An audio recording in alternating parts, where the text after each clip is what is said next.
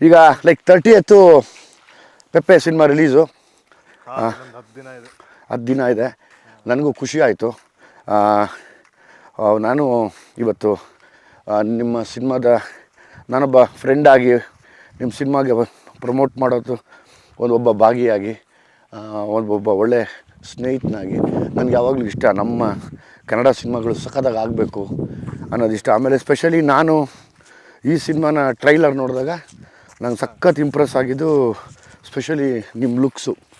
ನನಗೆ ಅನ್ನಿಸ್ತು ಒಂದು ವೈಲ್ಡ್ ಅನಿಮಲ್ ನಿಂತರೆ ಹೆಂಗಿರುತ್ತೆ ಒಂದು ಆ್ಯಕ್ಷನ್ ಮಾಡೋದಕ್ಕೆ ಅನ್ನೋದು. ಹಂಗಾಗಿ ನನಗೆ ಆ ಕಥೆ ಮೇಲೆ ಹೆವಿ ಇಂಟ್ರೆಸ್ಟ್ ಬಂತು. ಯಾವಾಗ್ಲೂ ಸಾಂಗು ಮತ್ತು ಏನು ಹೇಳ್ತೀವಿ ನಾವು ಅದಕ್ಕೆ ದ ಟ್ರೈಲರ್ ಅಥವಾ teaser, that is the biggest invitation ಜನ ಬರೋದಕ್ಕೆ. ಯಾವಾಗ್ಲೂ ನನಗೆ ಅನಿಸಿದ್ದು ಎಸ್ ಇಟ್ಸ್ ವೆರಿ ಪ್ರಾಮಿಸಿಂಗ್ ಅಂತ. ಯಾಕೆಂದರೆ ಯಾರೂ ಸಿನಿಮಾನ ಎಲ್ಲರೂ ಜವಾಬ್ದಾರಿಯಲ್ಲೇ ಮಾಡ್ತೀವಿ. ಸ್ಪೆಷಲಿ ನಾನು ಕೇಳ್ಪಟ್ಟಿದ್ದು ಆ ಟೀಮ್ ಬಗ್ಗೆ, ಯಾವುದು ನಿಮ್ಮ ಪೆಪ್ಪೆ ಟೀಮ್ ಬಗ್ಗೆ ಕೇಳಿದಾಗ ಅನ್ನಿಸ್ತು ಇಲ್ಲ ಏನೋ ಸ್ಟಫ್ ಇಟ್ಕೊಂಡೇ ಮಾಡಿದ್ದಾರೆ ಇದನ್ನು, ಸುಮ್ಮನೆ ಅಂತೂ ಮಾಡೋಕ್ಕೆ ಬರೋಲ್ಲ. ಸುಮ್ಮನೆ ಅಷ್ಟು ಬೋಲ್ಡಾಗಿ ನಾವು ಆ್ಯಕ್ಷನ್ ವಿಷಯ ಆಗಲಿ ಅಥವಾ ಇನ್ನೇನೋ ಹೇಳ್ತೀವಿ ಅಂದರೆ 100% ಆ್ಯಕ್ಷನ್ ಸಿನಿಮಾ ಮಾಡಬೇಕು ಅಂತ ಎಲ್ಲ ಹೇಳ್ತಾ ಇದ್ರು. ಬಟ್ ನನಗೆ ಈಗ ಆ್ಯಕ್ಷನ್ ಸಿನಿಮಾ ಮಾಡಿದ್ರೂ ಅದರಲ್ಲಿ ಒಂದು ಕಂಟೆಂಟ್ ಇರಬೇಕು, ಒಂದು ರೀಸನಿಂಗ್ ಇರಬೇಕು. ಎಕ್ಸಾಕ್ಟ್ಲಿ. ಆ್ಯಂಡ್ ಪ್ರತಿ ಫೈಟ್ ಇಂದ ಒಂದು ಇಮೋಷನ್ ಇರಬೇಕು. ಹೌದು ಅದೆಲ್ಲ ಮಾಡಿದ್ರೇ ಚೆನ್ನಾಗಿರುತ್ತೆ. ಜಸ್ಟ್ ಆ್ಯಕ್ಷನ್ ಮಾಡಬೇಕಂತ ಸುಮ್ಮನೆ ಒಂದು ಸ್ವಲ್ಪ ಫೈಟ್ಸ್ ಆ್ಯಡ್ ಮಾಡಿದ್ರೆ ಹೌದು. ವಿನಿ, ಇದು ಮಳೆಯೇ ಸಾಂಗ್ ಮಾಡಿದ ಜಾಗ ಇದು. ನನ್ನ ಫೇವ್ರೇಟ್ ಜಾಗ. ನಾನು ಸಂಜನಾ ಆನಂದ್ ಅಲ್ಲಿ ನಡ್ಕೊಂಬರ್ತೀವಿ. ರಣಮಳೆ, ಆ ಮಳೆಯಲ್ಲಿ ಶೂಟ್ ನಡ್ಕೊಂಬಂದಿದ್ದ ಜಾಗ. ಮತ್ತು ಇಲ್ಲಿ ಆ ಜೀಪಲ್ಲಿ ಬಂದು ಇಲ್ಲಿ ಕೂತ್ಕೊಳ್ಳೋ ಜಾಗ. ನಂಗೆ one of the favourite place ಇದು. ಒಳ್ಳೆಯದಾಯ್ತು. ನಾವು ಆ್ಯಕ್ಚುಲಿ ಇಲ್ಲಿ ಸೇರಿದ್ದು, ಬೆಂಗಳೂರಲ್ಲಿ ಸೇರಲಿಲ್ಲ. ಹೌದು. ನನಗೆ ತುಂಬ ಮಾನಸಿಕವಾಗಿ ಖುಷಿ ಆಗುವಂಥ ಜಾಗಗಳೇ ಕಾಡು, ಬೆಟ್ಟ, ಗುಡ್ಡ. ನಂಗೆ ಅದು ಸಖತ್ ಇಷ್ಟ ಯಾವಾಗ್ಲೂ. ಈ ಕಡೆ ಕೂರೋಣಲ್ಲ 2 ಸೆಕೆಂಡು ಆರಾಮಾಗಿ. ಮುಳ್ಳಿದೆ ಹುಷಾರು. ತರರಾ ತರರಾ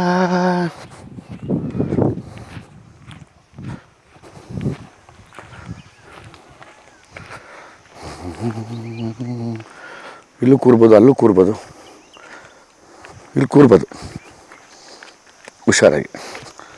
ಬಾರಪ್ಪ ಇಲ್ಲಿ. ಯಾ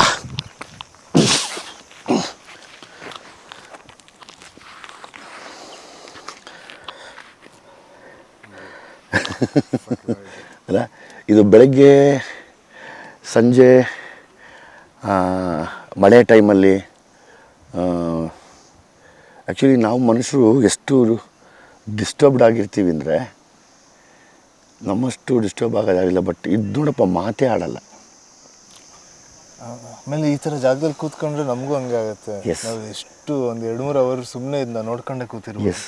ಏನು ಮಾಡೋದೇ ಬೇಡ.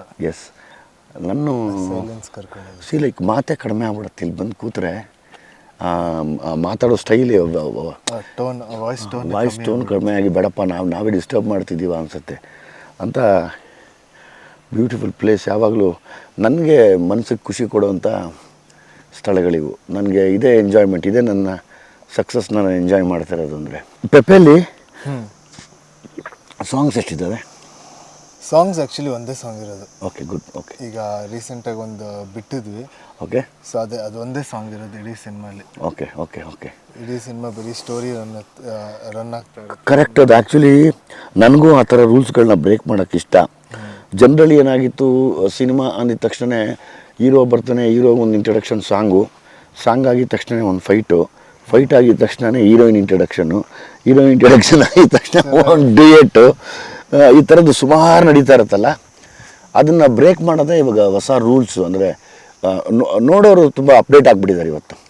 ಜನಕ್ಕೆ ಅದು ಆ ಟೆಂಪ್ಲೇಟ್ ಎಷ್ಟು ಅಭ್ಯಾಸ ಆಗಿದೆ ಅಂದರೆ ಅವರು ತುಂಬ ಗೆಸ್ ಮಾಡೋಕ್ಕೆ ಸ್ಟಾರ್ಟ್ ಮಾಡ್ತಾರೆ. ಎಸ್ ಅವ್ರಿಗೆ ಅರ್ಧ ಸ್ಟೋರಿ ಆಗಲೇ ತಲೆಯಲ್ಲಿ ಕೂತ್ಬಿಟ್ಟಿರುತ್ತೆ. ಹೌದು. ಸೊ ಬ್ರೇಕ್ ಮಾಡಿದಾಗ ಒಂದೊಂದು ಸೀನು ಸಪ್ರೇಟ್. ಹೌದು, ಎಕ್ಸಾಕ್ಟ್ಲಿ. ಸುಮ್ಮನೆ ಫುಲ್ ಕತೆ ಹೇಳೋದು ಬೇಡ. ಯಾಕೆ ಪೆಪ್ಪೆ ಯಾಕೆ ನೋಡಬೇಕು ಅಂದರೆ, ಪೆಪ್ಪೆದಿಂದ ಇನ್ನೊಂದೇನು ಇಷ್ಟ ಅಂದರೆ ಇದೇ ಥರ ಒಂದು ಕೂರ್ಗಲ್ಲಿ ತೆಗ್ದಿದ್ದು. ಓಕೆ. ಒಂದು ವಿಶಾಲವಾದ ಜಾಗ. ಓಕೆ. ನಾರ್ಮಲಾಗೆ ನೀವಲ್ಲಿ ಈ ಥರ ಲವ್ ಸ್ಟೋರೀಸ್ ತೆಗಿತಾರೆ, ಓಕೆ ಇಲ್ಲ ಸಾಂಗ್ಸ್ ತೆಗಿತಾರೆ ಕೂರ್ಗಲ್ಲಿ. ಓಕೆ. ಬಟ್ ಅಲ್ಲಿ ಒಂದು ಕ್ರೈಮ್ ಸೀಕ್ವೆನ್ಸ್ ನಡೆದ್ರೆ ಅಂದ್ರೆ Greenಗೆ opposite ಆಗಿ, ಒಂದು ಕ್ರೈಮ್ ಸೀಕ್ವೆನ್ಸ್ ನಡೆದ್ರೆ ಆ ವಿಜುವಲ್ಸ್ ನೋಡೋಕ್ಕೆ ತುಂಬಾ ಮಜವಾಗಿರುತ್ತೆ. ಸೊ ಅದಕ್ಕೆ ಅದೇ ಫಸ್ಟ್ ಟೈಮ್ ನನಗೆ ಡೈರೆಕ್ಟರ್ ಹೇಳಿದಾಗ, ಆಮೇಲೆ ಈ ಬ್ಯಾಕ್ ಡ್ರಾಪ್ ಅಲ್ಲಿ ಈ ತರ ಒಂದು ಸ್ಟೋರಿ ಹೇಳಿದಾಗಲೇ ಅದು ನಂಗೆ ತುಂಬಾ ಸ್ಟ್ರೈಕ್ ಆಗಿತ್ತು. ಆಮೇಲೆ ಜನಕ್ಕೂ ಅದೊಂದು ಹೊಸ ಎಕ್ಸ್ಪೀರಿಯನ್ಸ್ ಅನ್ಸುತ್ತೆ. ಕರೆಕ್ಟ್ ಉಲ್ಟಾ ಹೇಳೋದು ಕರೆಕ್ಟ್, ಅದು ನಿಜ. ಟೋಟಲ್ ನಂಬರ್ ಆಫ್ ಡೇಸ್ ಎಷ್ಟು ಶೂಟ್ ಮಾಡಿದ್ದು? ಇದಕ್ಕೊಂದು 50 days ಶೂಟ್ ಮಾಡಿದ್ವಿ. ಓಕೆ. ಬಟ್ ಒಂದು 2.5 years ಆಯಿತು. ಯಾಕಂದರೆ ಆ ಗ್ರೀನು ಬರೀ ನಮಗೆ ಒಂದು ಶಾರ್ಟ್ ಪೀರಿಯಡ್, ಲಶ್ ಗ್ರೀನ್ ಸಿಗೋದೇ ಒಂದು ಶಾರ್ಟ್ ಪೀರಿಯಡ್. ಈಗ ಮಳೆ ಆದಮೇಲೆ, ಮಳೆ ಟೈಮಲ್ಲಿ ಅಂತೂ ಕೂರ್ಗಲ್ಲಿ ಹೆವಿ ಮಳೆ, ಶೂಟ್ ಮಾಡೋಕ್ಕಲ್ಲ. ನಾವು ಎಷ್ಟೊಂದು ಸಲ ಶೂಟಿಂಗ್ ಹೋಗಿ ಅಲ್ಲಿ ಒಂದ್ಸಲಿ ಮಳೆ ಸ್ಟಾರ್ಟ್ ಆದರೆ ಒಂದು 7 ದಿನ 8 ದಿನ ಕಂಟಿನ್ಯೂಸ್ ಆಗಿ ಬರುತ್ತೆ. ಒಂದ್ಸಲಿ ಶೂಟಿಂಗ್ ಹೋಗಿ ವಾಪಸ್ ಬಂದಿದ್ದೀವಿ. ಓಕೆ. ಸೊ ಯಾಕಂದ್ರೆ ಆ ಗ್ರೀನ್ ಬೇಕು ಅಂತ. ಅದಾಗಿ ಒಂದು 3 monthsಗೆ ತಿರ್ಗಾ ಸಮ್ಮರ್ ಬಂದ್ಬಿಡುತ್ತೆ, ತಿರ್ಗಾ ಶೂಟ್ ಮಾಡೋಕ್ಕಲ್ಲ. ಲೈಟು ಟಾಪ್ ಲೈಟ್ ಹೆವಿ ಇರುತ್ತೆ. ಸೊ ಅದರಿಂದ ಆಲ್ಮೋಸ್ಟ್ 2 years ಅದಕ್ಕೆ ಲೊಕೇಶನ್ಗಳಿಗೆ ಕಾಯ್ಕೊಂಡು ವೆಯ್ಟ್ ಮಾಡಿ ಶೂಟ್ ಮಾಡೋಕ್ಕೆ ಒಂದಷ್ಟು ಟೈಮ್ ಕಳೆದು. ಆ್ಯಕ್ಚುಲಿ ಅದೇ ಅಚೀವ್ಮೆಂಟು. ಈಗ ನಾವು ಅಷ್ಟೇ, ಭೀಮಾನು ಅದೇ ಟೈಮ್ ತೊಗೋತು. ನನಗೆ ಅರ್ಥ ಆಗತ್ತೆ ಅದು ಯಾಕೆ ಆ ಟೈಮ್ ತೊಗೊಳತ್ತೆ ಅನ್ನೋದು. ಒಂದು ಒಳ್ಳೆ ಪ್ರಾಡಕ್ಟ್ ಕೊಡಬೇಕು ಅಂದರೆ ವೆಯ್ಟ್ ಮಾಡ್ಬೇಕು ನಾವು. ಅರ್ಜೆಂಟಿಗೆ ಚಿತ್ರಾನ್ನೂ ಮಾಡೋಕ್ಕಾಗಲ್ಲ ಇವತ್ತು. ಆಮೇಲೆ ಒಂದೊಂದು ಸಿನಿಮಾಕ್ಕೂ ಒಂದೊಂದು ಟೈಮ್ ಅದೇ ತೊಗೊಳುತ್ತೆ. ಆ್ಯಕ್ಚುಲಿ ನಾವು ಏನೇ ಟ್ರೈ ಮಾಡಿದ್ರೂ ಮುಗಿಸೋಕ್ಕೆ ಅದಕ್ಕೆ ಏನು ಟೈಮ್ ಬೇಕು ಅದೇ ಟೈಮ್ ತೊಗೊಳುತ್ತೆ. ಹೌದು, ಅದು ನನಗೆ. ಆಮೇಲೆ ಆ ಟೈಮಲ್ಲೂ ಒಂದು ಜರ್ನಿ ಥರ ನಮಗೂ ಆಗಿರುತ್ತೆ. ಸಾಕಷ್ಟು ಕಲ್ತಿರ್ತೀವಿ. ಪೇಷನ್ಸ್ ಆಗಿರ್ಬೋದು, ಸಿನಿಮಾ ಬಗ್ಗೆ ಆಗಿರ್ಬೋದು. ಯಾವಾಗಲಾದರೂ ಡೈರೆಕ್ಟ್ ಮಾಡ್ಕೋಬೇಕು ಅನ್ನೋ ಆಸೆ ಇದೆಯಾ?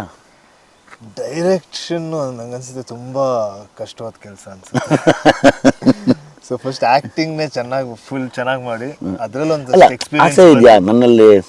ಒಬ್ಬ ಡೈರೆಕ್ಟರ್ ಇದ್ದಾನೆ, ನಾನು ಏನೋ ಹೇಳಬೇಕು ಅನ್ನೋದೊಂದು ಏನೋ ಕಾಡ್ತಾ ಇದೆಯಾ? ಬಟ್ ಆ ಥರ ಈಗ ನಮ್ಮ ಡೈರೆಕ್ಟರ್ಸ್ಗಳ ಜೊತೆ ನಾನು ಸಾಕಷ್ಟು ಹೊಸ ಡೈರೆಕ್ಟರ್ಗಳ ಜೊತೆನೇ ಕೆಲಸ ಮಾಡೋದಲ್ಲ.